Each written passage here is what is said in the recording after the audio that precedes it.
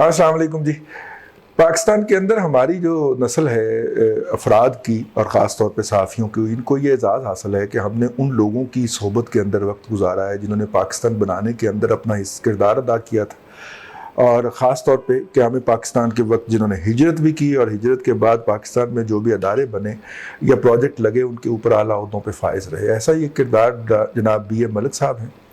Be اے ملک صاحب نے علی گڑھ یونیورسٹی سے انجینئرنگ کی ڈگری کی تھی، اور اس کے بعد جب پاکستان میں پانی کے ذخائر کی تعمیر کا آغاز ہوا تو منگلا کا جو پروجیکٹ تھا اس کو ہیڈ کیا اور اسپیئر ہیڈ کیا تربیلا کو. اور بی اے ملک صاحب کے میں نے 1 سے زائد انٹرویو کیے ہیں، شاید میرے پرانے ٹیلی ویژن چینل میں جہاں پہ میں کام کرتا رہا ہوں پچھلی دہائی کے اندر، وہاں پہ ان کی آرکائیو میں محفوظ بھی ہوں،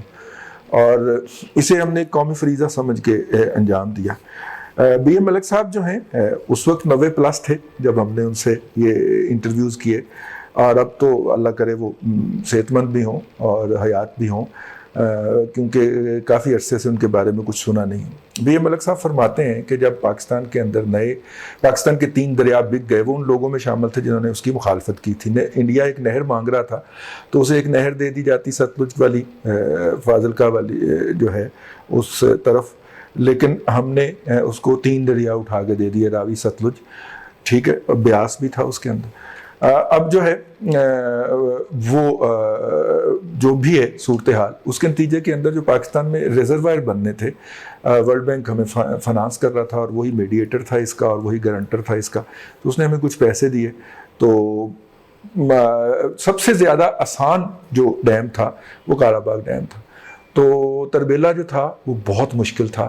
اور لیکن ان لوگوں نے، پاکستانی انجینئرز نے کہا کہ تربیلا پہ زیادہ پیسے لگنے ہیں اور زیادہ وقت بھی لگنا ہے. کالا باغ تو 2 سے 2.5 سال کے اندر کھڑا ہو جانا ہے، فطرت نے وہاں پہ ساری چیزیں کر رکھی ہیں، تو پہلے تربیلا بنا لیتے. اور تربیلا پہلے بنا اور منگلا اس کے ساتھ ساتھ بنا، کیونکہ منگلا جو تھا وہ پنجاب، سینٹرل پنجاب کے اندر جہاں پہ مین ایگریکلچر ہوتی ہے پاکستان کی، اس کو پانی فراہم کرتا تھا. اور جو جسے کہنا چاہیے جو تربیلا جو تھا اس نے جو ہے وہ ساؤتھ آف پنجاب اور سندھ کو اور بلوچستان کو فیڈ کرنا تھا، تو وہ بن جائے پہلے. تو وہ بن گیا جی. اور اس کے بعد جیسے ہی وہ بنا ہے، ہمیں پتہ ہے کہ 78 میں اس کی کمپلیشن ہوئی، لیکن آخری جو اس کی ٹنل تھی اس کا افتتاح جو تھا، جہاں تک میری یادداشت ساتھ دیتی ہے، شاید 82-83 میں ہوا تھا. اور 82-83 کے فوراً بعد جو تھا وہ 2 سے 2.5 سال کے اندر، 3 سال کے اندر میکس کالا باغ بن جانا چاہیے تھا. اور کالا باغ کے بعد جو تھا وہ بھاشا کے اوپر، جس کے اوپر اب آج کل کام ہو رہا ہے، اس کے اوپر کام ہو جانا تھا. اور پھر محمد اور یہ سارے ڈیم جو تھے سبسیکوینٹلی 2000 تک مکمل ہو جانے تھے. اور اگر یہ اسی طرح شیڈول چلتا رہتا تو یقیناً ہمیں تیل سے بجلی بنانے کی اور اس کے جو ہے وہ اس کی ضرورت نہ پڑتی، اور ہمیں گیس بھی امپورٹ کرنے کی ضرورت نہ پڑتی، کیونکہ گیس ہماری کے ذخائر ہمارے اس وجہ سے بھی ختم ہوئے کہ ہم نے انڈسٹریز کو براہ راست گیس سے بجلی بنانے کی اجازت دے دی، کیونکہ سرکار ان کو بجلی فراہم نہیں کر سکتی تھی. آپ ان کی کیپیسٹی کا اندازہ کرتے جائیے اور اسے جمع کرتے جائیے تو آپ کو اندازہ ہوگا کہ ہمیں شاید تیل سے بجلی بنانے والوں کی طرف جانا ہی نہ پڑتا. لیکن ہمیں کیوں جانا پڑا؟ کیونکہ جیسے ہی تربیلا مکمل ہوا اور وہاں سے ہمارے ایکسپرٹ اور ایکسپرٹیز کی جو ٹیم تھی وہ فارغ ہوئی، تو ہمیں جانا تھا، کنورٹ کرنا تھا کالا باغ ڈیم کی طرف. تو کالا باغ ڈیم کے حوالے سے جو تھا وہ KPK میں اس وقت ظاہر ہے کہ فوج جنرل مسلط ہو چکے ہوئے تھے پاکستان میں، تو KPK کے گورنر جو تھے وہ فضل حق صاحب تھے، اور ضیاء الحق صاحب مرکز کے اندر مسلط تھے. تو انہوں نے اپنی ہی ایک میٹنگ بلائی اس کے اندر، اور اس میٹنگ کے اندر اب میٹنگیں شروع ہو گئیں کہ جناب اس کو تعمیر کی جائے. فضل حق صاحب جو تھے وہ کہیں سے بریفنگ لے آئے، اور بریفنگ کے اندر انہیں یہ سمجھایا. اور کس نے سمجھایا؟ وہ جو وابڈا کے اندر بیٹھے ہوئے لوگ تھے انہوں نے ان کو زہرناک کیا. یہ باتیں جو ہیں کرنا نہیں چاہیے کچھ لوگوں کو، اس میں دکھ بڑا ہوتا ہے. لیکن ہوا کیا تھا جی، جیسے ہی یہ وابڈا بنا تھا اور تربیلا اور منگلا کی تعمیر کا آغاز ہوا تھا، تو اس وقت وابڈا کے اعلیٰ عہدے پہ فائز تھے غلام اسحاق خان صاحب.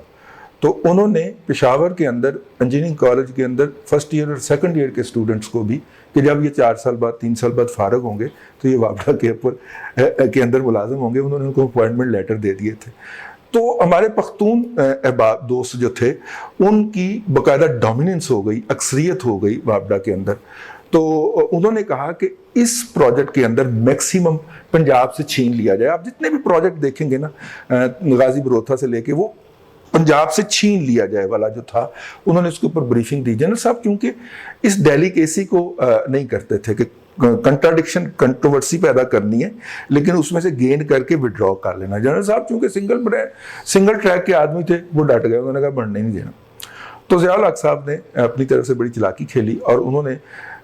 ڈاکٹر شمس الملک صاحب کو لے آئے. ڈاکٹر شمس الملک صاحب جو ہیں وہ نشیرہ کے رہنے والے تھے, جس کے بارے میں کہا گیا کہ یہ ڈوب جائے گا, ٹھیک ہے,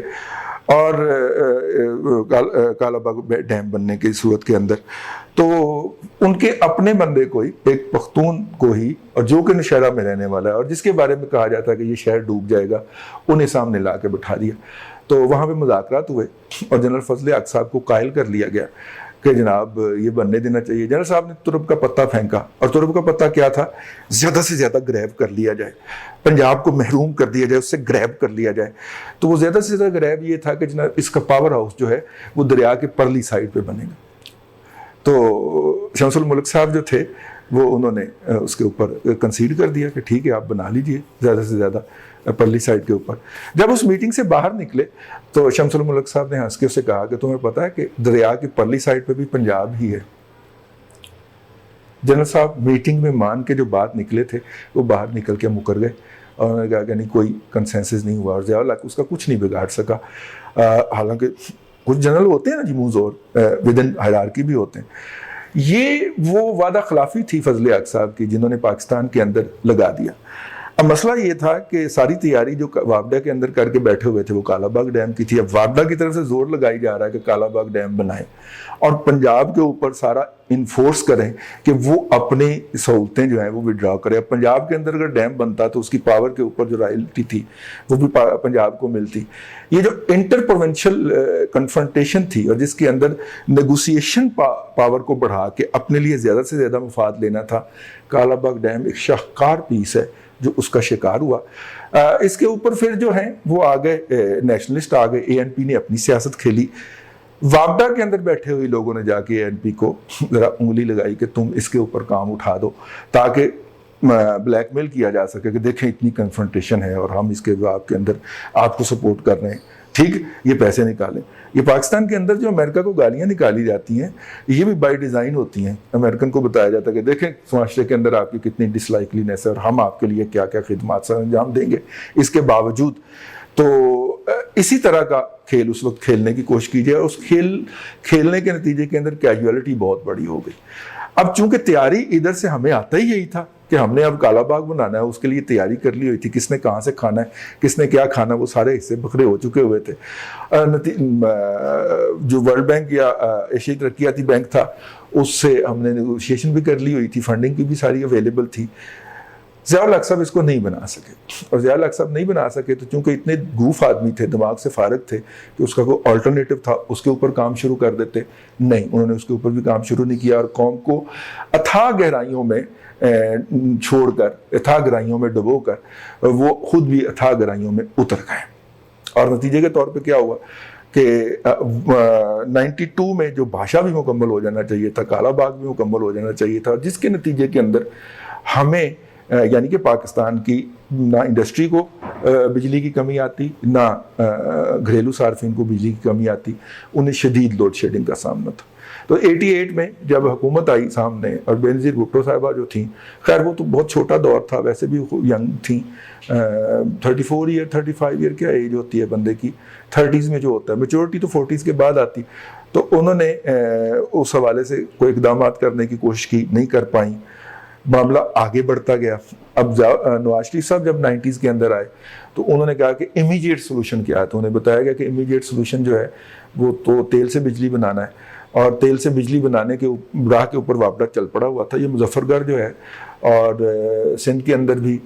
جو بہت بڑا پروجیکٹ ہے تیل سے بجلی بنانے کا اور گیس سے بجلی بنانے کا, یہ سارے اس دوران ہم نے ان کے اوپر کام شروع کر لیا ہوا تھا. ہب کو بھی اس کی ایک مثال تھی, اس کے اوپر بھی ہم کام شروع کر چکے ہوئے تھے. تو انہوں نے کہا کہ اگر تیل سے ہی امیجیٹ سولوشن یہی ہے تو یہ پرائیویٹ شعبے کو دے دیے جائیں اور سرکار نئے تیل کے یونٹ لگائے, یا سرکار جو ہے وہ ڈیمز کی طرف موو کر جائے.